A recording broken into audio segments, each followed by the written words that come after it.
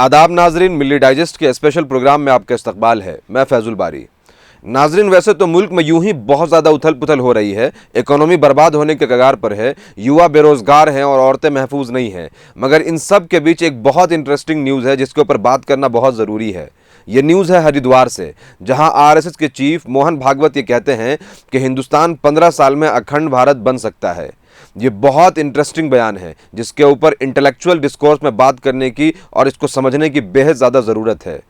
उन्होंने कहा कि यूं तो 20 से 25 साल में अखंड भारत कायम होगा, मगर हम अगर थोड़ी सी और कोशिश करें, थोड़ा सा और एफर्ट दें, तो वो भारत 10 से 15 साल में अखंड भारत बन सकता है। अब सवाल यह है कि देश अभी क्या है और मुसलमानों का और जो दूसरे माइनॉरिटीज हैं और जो दलित हैं उनके लिए इस भारत में क्या है। लोकसभा स्पीकर ओम बिरला ने last year constitution day celebrate करते हुए कॉन्स्टिट्यूशन को, हाँ, हिंदुस्तान के कॉन्स्टिट्यूशन को मॉडर्न वर्जन ऑफ गीता कहा था। जब उनकी यह स्पीच हुई तो उस वक्त देश के प्रेसिडेंट रामनाथ कोविंद और वाइस प्रेसिडेंट वेंकैया नायडू और प्राइम मिनिस्टर नरेंद्र मोदी मौजूद थे। अब आप समझिए कि इन लोगों की मौजूदगी में कहा जा रहा है कि कॉन्स्टिट्यूशन मॉडर्न डे गीता है। अब इसके ऊपर चर्चा की जा सकती है कि कॉन्स्टिट्यूशन में कितना कानून डायरेक्टली मुसलमानों के खिलाफ है और हिंदू रिलीजियस बिलीफ के अकॉर्डिंग है, जैसे काउ प्रोटेक्शन एक्ट है, एंटी कन्वर्जन लॉ है, रिजर्वेशन का कानून है और भी बहुत सारे कानून है जिसके ऊपर बात की जा सकती है। सीनियर जर्नलिस्ट आकार पटेल ने लास्ट ईयर यह कहा था कि structurally we have already arrived at Hindu Rashtra, मतलब हम स्ट्रक्चरली हिंदू राष्ट्र में पहले से पहुंच चुके हैं। मगर मैं अपने रिसर्च की बुनियाद पर यह कह सकता हूं कि India is always been a Hindu Rashtra. क्यों? क्योंकि अगर आप आजादी से अब तक के हिंदुस्तान को देखें, हिंदुस्तान के फेस को देखें, जिस तरह से यहां चीजें घटित हुई हैं, जिस तरह से इसके कानून हैं, जिस तरह से यहां मामलात होते रहे हैं, इसको आप देखेंगे तो आप यह महसूस करेंगे कि हिंदुस्तान शुरू से हिंदू राष्ट्र रहा है और यहां हिंदू को एक प्रिविलेज दिया गया है। अब यहां पर एक बहुत इंपॉर्टेंट चीज डिस्कस करना जरूरी है और वो यह है कि अखंड भारत की बाउंड्री क्या होगी। तो एक्सपर्ट आरएसएस के अकॉर्डिंग अखंड भारत की बाउंड्री को पाकिस्तान, बांग्लादेश, अफगानिस्तान, श्रीलंका, म्यांमार, भूटान और थाईलैंड तक बताते हैं। इनफैक्ट कुछ लोगों ने तो इसकी सरहद को इंडोनेशिया और मलेशिया तक बताई है। अब अगर आप सिर्फ पाकिस्तान और बांग्लादेश तक इसकी बाउंड्री ले लें तो तब भी दो चीज एकदम क्लियर है। एक तो यह कि हिंदू मुस्लिम टोटल जो पॉपुलेशन का रेशियो है वो लगभग 60-40 हो जाता है। दूसरा यह कि फिर प्योरली आइडेंटिकल पॉलिटिक्स होगी, मतलब इस बीच में लिबरल और लेफ्ट की जो पॉलिटिक्स है वो खत्म हो जाएगी।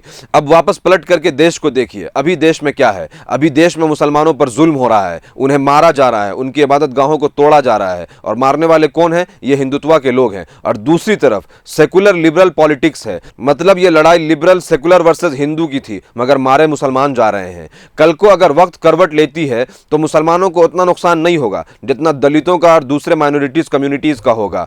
और तो और ये जो लिबरल और सो कॉल्ड सेकुलर लीडर हैं, जिनकी जो लग्जरियस लाइफ वो जी रहे हैं, जिनकी पॉलिटिक्स मुसलमानों के लाशों के ऊपर है, मुसलमानों के खून के ऊपर है, उनकी पॉलिटिक्स पूरी तरह से खत्म हो जाएगी और उनकी जो लग्जरियस लाइफ है वो भी बंद हो जाएगी। तो जरूरत इस बात को समझने की है कि हम पहले से ही हिंदू राष्ट्र में रह रहे हैं और हम पर बहुत ज्यादा जुल्म हो रहा है। तो जो एक्शन हमको कल लेने चाहिए वो एक्शन हमें अभी लेना होगा। और ये जो लिबरल और हिंदू की लड़ाई है, ये जो लिबरल्स के लगाए हुए आग हैं, इससे मुसलमानों को बचना होगा। और जरूरत इस बात के है कि आइडियाज को समझे जाए। जो आइडियोलॉजी है, यानी लिबरल्स की क्या आइडियोलॉजी है, मुसलमानों की क्या आइडियोलॉजी है, उनकी क्या आइडियोलॉजी होनी चाहिए, हिंदुत्व की क्या आइडियोलॉजी है, इसको समझने की बहुत ज्यादा जरूरत है। आप सोच करके देखिए कि 1857 तक हिंदू मुसलमान बिल्कुल साथ रहते थे, जबकि इनके ऊपर मुसलमानों ने 600 साल हुकूमत की थी। इसको आप इस तरह से समझिए कि जब बगावत के लिए एक लीडर की जरूरत थी तो बहुत सारे राजा मौजूद थे, लेकिन उनको जो है राजा नहीं माना जा रहा था, उनको कायद और लीडर नहीं माना जा रहा था। जबकि एक ऐसा राजा जिसकी हुकूमत लाल किला से बाहर नहीं थी,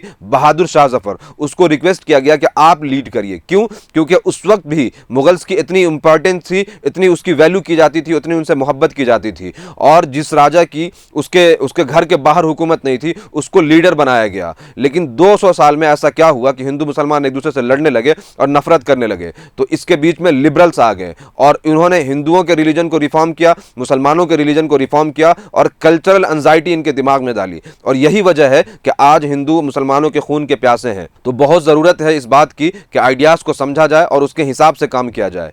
स्पेशल प्रोग्राम में इस वक्त इतना ही। मिल्ली डाइजेस्ट को सपोर्ट करने के लिए सब्सक्राइब करें। Thank you.